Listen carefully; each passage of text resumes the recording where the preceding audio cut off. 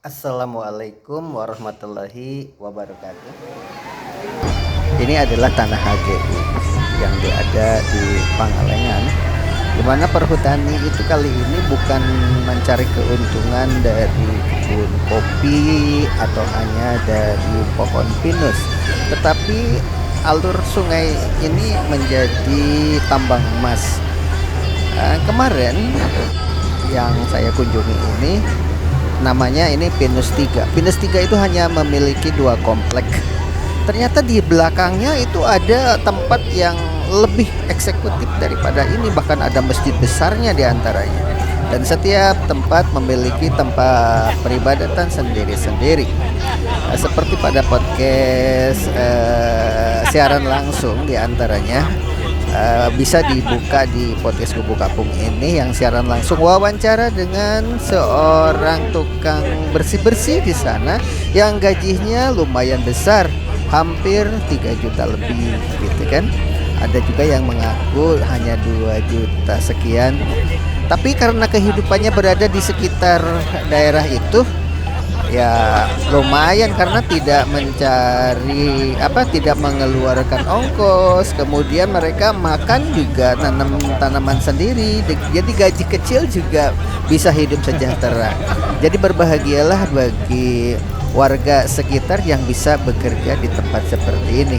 Perlu diketahui, pemilik lokasi ini sesungguhnya pendatang, dan dia itu mencari tempat-tempat yang indah seperti ini di seluruh pelosok kota Bandung, di pegunungan, dan lain sebagainya. Dengan adanya tempat pariwisata, itu banyak yang bisa tertolong. Para petani juga bisa menjual barang hasil pertaniannya di lokasi tersebut. Kemudian angkutan juga termasuk ojek atau para pedagang di masyarakat yang ada di sekitar lokasi juga bisa menumpang hidup di lokasi ini. Itulah barangkali mengapa pemerintah lebih banyak mencanangkan pariwisata di daerahnya masing-masing. Namun sayang, tempat pariwisata yang dibentuk oleh pemerintah itu tidak terawat, dan akhirnya hanya buang-buang anggaran. Karena apa? Programnya bagus tetapi tidak terpelihara.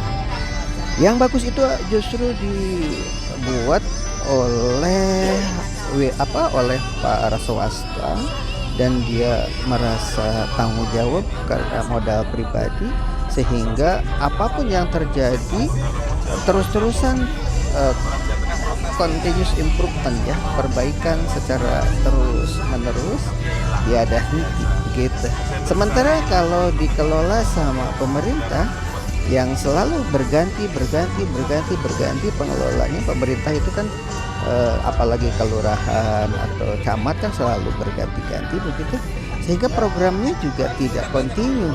Oleh sebab itu barangkali lebih baik diberilah kesempatan kepada para wira swastawan untuk bekerja sama dengan perhutani atau perkebunan, karena banyak sekali objek-objek yang indah seperti ini.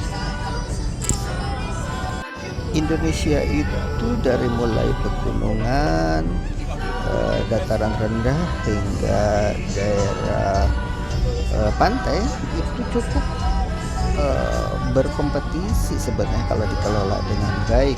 Seperti di Subang juga ada 7 sungai menghilang di telan bumi, nggak tahu kemana itu airnya.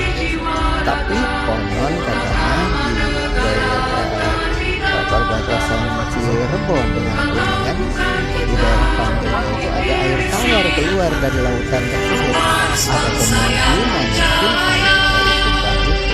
dan ini bisa jadi objek wisata, tergantung orang-orang yang ada di sekitarnya. Apakah air tawar yang muncul dari dasar laut itu bisa jadi daerah wisata taman laut, bisa gitu untuk penyelam. Karena lautan kan biasanya airnya asin, sementara ini airnya tawar begitu. Begitu juga di tempat menghilangnya 7 sungai yang ada di sekitar Subang itu.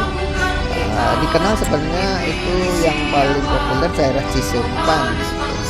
Airnya sungainya itu besar, beberapa sungai bertemu di lokasi itu. Begitu juga di daerah Cibulu, Cisalak Subang yang sekarang sudah dirintis oleh pemerintah bertahun-tahun sampai menteri pun turun tangan untuk mempublikasikan daerah wisata di daerah. Seperti kita lihat di gambar berikut ini, para juru masak di sekitar daerah itu, kemudian